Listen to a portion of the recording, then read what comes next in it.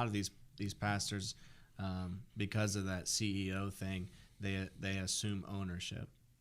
And this is a good lesson, not only for talking about pastors, but even for us. There is a big difference between ownership and stewardship. Absolutely. And a lot of people have forgotten what that night word, and day, the difference between those two things. And people have forgotten what stewardship means. So God is the owner. Christ is the head of the church. God owns everything that this church has. Stewardship, right. We're just managing it. That's right. It. It's like at my job, including me. Right. I manage the firearms department, but I do not own it. Right. That ultimately goes owned by the owner of the store. Whenever that word steward is used, it reminds me of the third Lord of the Rings movie. Oh, yeah. I think his name was Denethor or something like that, whatever. He was the steward of Gondor, right? And there was like an actual nerd.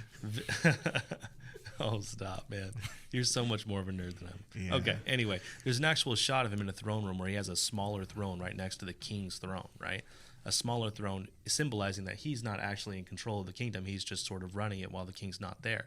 But then there was a scene in which he knowingly that Aragorn is the rightful king of Gondor, says, I am not going to recognize him as king. And this is sort of... I'm getting somewhere with it, all right? Allow my nerdiness to play out, all right?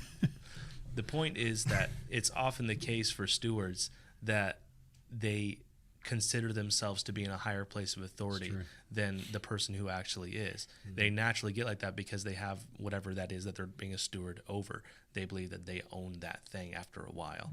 And that was beautifully illustrated in that movie that apparently I'm the only one who saw. Yeah, I've never seen the movie, but you're exactly right. No, I've seen the movie, but I never thought someone would, so wonderfully illustrate it for us. And I can tell you, some of the temptations. Every pastor is tempted in some way or another financially. Right. It is so easy to take advantage of a ministry's funds. It is so absolutely easy. And we have layers and layers and layers of accountability here in our church. But if I was a bad guy, I could do it. There are loopholes. There are ways to excuse it. There are ways to, to do it and explain it away. For example, if, I've been having a few health issues here and there. So let's just say if I justified in my mind saying, well, this church needs a pastor. This church needs me to be healthy. So that justifies me using the church's money to get a gym membership. Or that justifies me using the church's money to pay for X, Y, or Z. This happens all the time. I've seen pastors who have used church money to make vehicle repairs. I've seen them use church money to, and here's what they say: if I don't have a car, I can't make it to church. If I can't make it to church, I can't be their pastor. And so I've seen those types of things happen on many, many, many occasions. And I got to tell you, I just came out of a battle. I mean, a long and detailed battle about a pastor who was, basically borrowing money from people in the congregation. A pastor who was basically,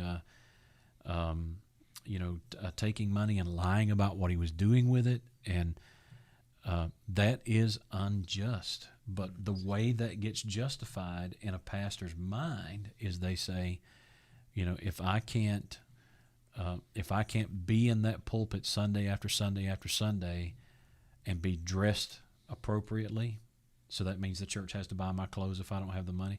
If I can't transport myself there appropriately, that means I ought to have a nice car. If I can't do, and so they start laying out all of these expenses and saying these are the church's responsibility. Now, if the church decides that that's their responsibility, we're talking about a different scenario altogether. And but if that pastor is making those decisions on his own about doing that, that would be why he would be hesitant to give a full financial disclosure, because he knows that there are things that he's been doing with the church's money that are unjust. See, and